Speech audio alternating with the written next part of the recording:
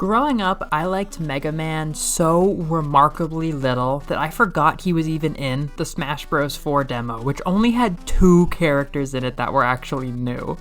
I never liked his design, I never liked the loud, primary colors of his games, I never understood the chunky cyber aesthetic. I think I actually disliked him as a kid, and I had no connections whatsoever. Having consumed most 2D action game series, I used to joke that someday I would just get so bored that I'd have my Mega Man year, where I just get into Mega Man. God, who could imagine? So, when I saw the 1,000-colored bridge of my Melovania journey extend into his tacky computer monitor kingdom while playing Yohane Blaze in the Deep Blue, I was genuinely tickled.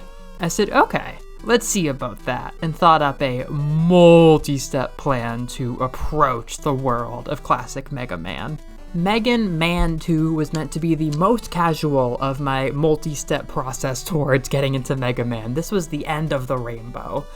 I was working on Gunvolt 3, then I was working on Mega Man Zero collection. I was picking away at those. I've been enjoying those. I haven't talked about them at all. And eventually, maybe, possibly, I could breach the borders of that unknowable 8-bit chunky kingdom of classic Mega Man someday.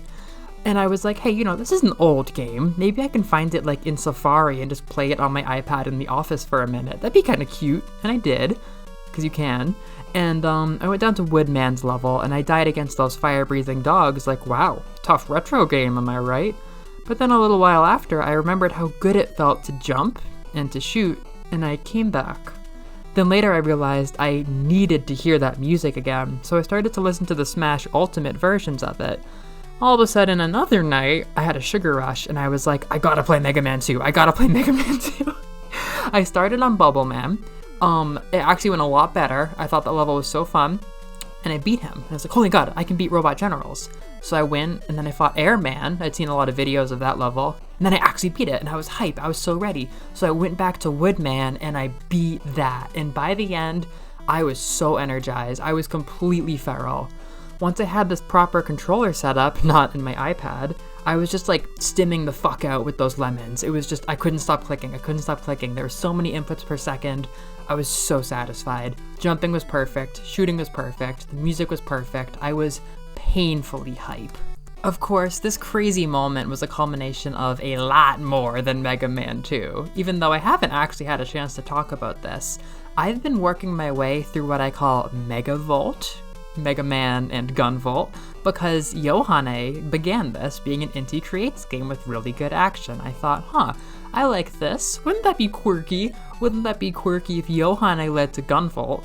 Then Gunvolt led to Mega Man Zero's really cool character designs, like the Cyber Elves. I thought that was just like a really cool game. So that was my first Mega Man. That was my first time breaking down the barrier, playing Zero. Fun fact, Zero is a terrible entry point to this series.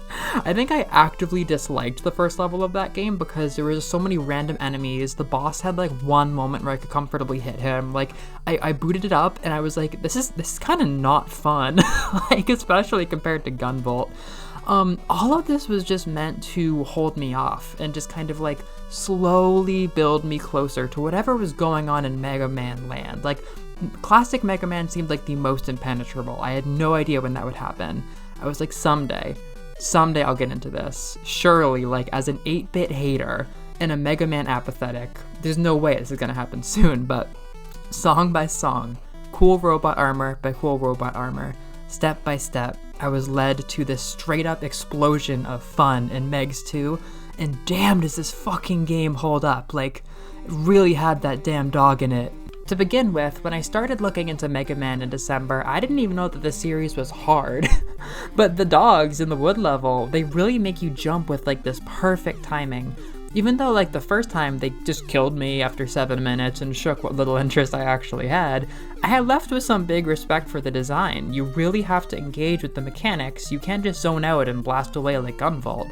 There's a huge confidence in that the fun of tightly controlling your jump after you learn to beat this obstacle is gonna pay off by making the rest of the levels more fun to work on.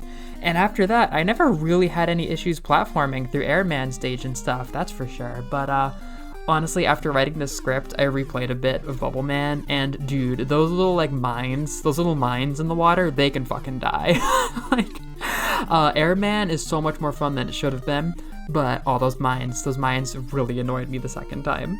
So once I really got into my tour of bot kicking, the game really had a casual rhythm to it. Health was like never a problem. I could take chip damage from the birds that came out of the eggs all the time, no stress, so long as I blasted them quickly after.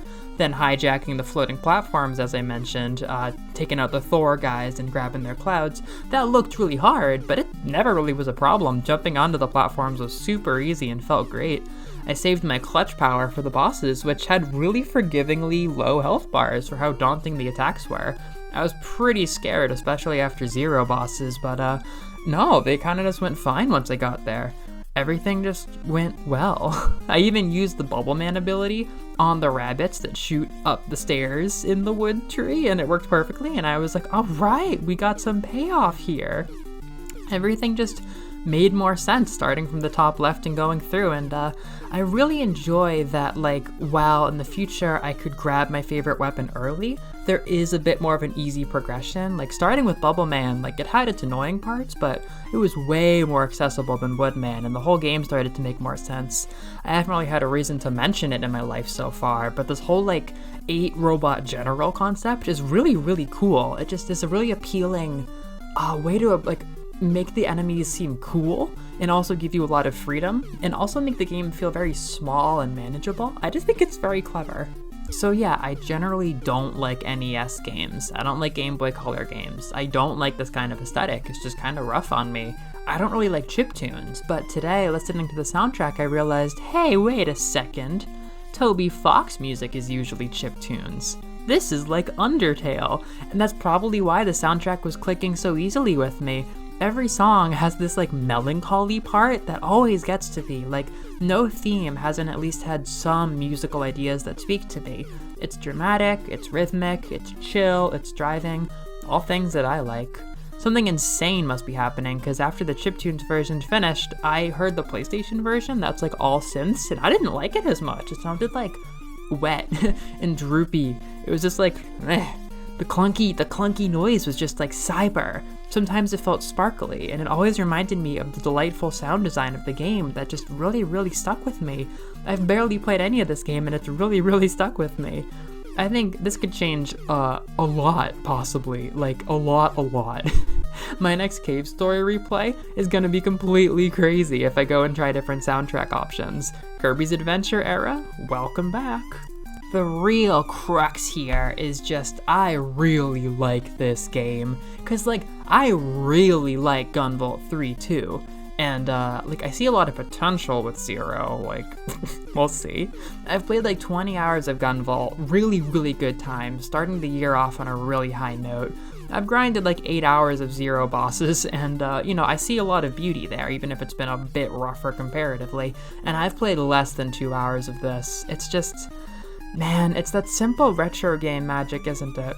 The title screen is simple and really powerful. It's this pixelated city that you can populate it in your mind. It's just this beautiful, purple, sprawling world. The music is so hype as it transitions to the title, and that logo really is pretty neat. I guess feeling that means that I'm a hashtag 80s gamer now, huh? Yeah, the sound design is solid. The enemy design is also great. I picked up Zero for its character and monster designs, but Classic has a lot of appeal itself with the round, googly-eyed motherfuckers. As soon as I saw the Wily door before Robot General, I could feel its aura. I could feel the energy of this game. And when I saw that logo on the floor in Smash the next day, I was like, oh, I know that logo. I've played this game. I really felt something. I just feel all of this so much more deeply than I ever could have expected to. It's cool, and it's cute together. It's a game of little dudes. The whole franchise is cool. Maybe Zero has like an elegance to it, and classic Mega Man right now just has this cuteness. I like these enemies. They're just these little dudes. Honestly, I am feeling Moe Gap to the nth degree. This is a series that I think is made for 7-year-old boys, and every person I've seen in the fandom is like a heterosexual, intolerant father.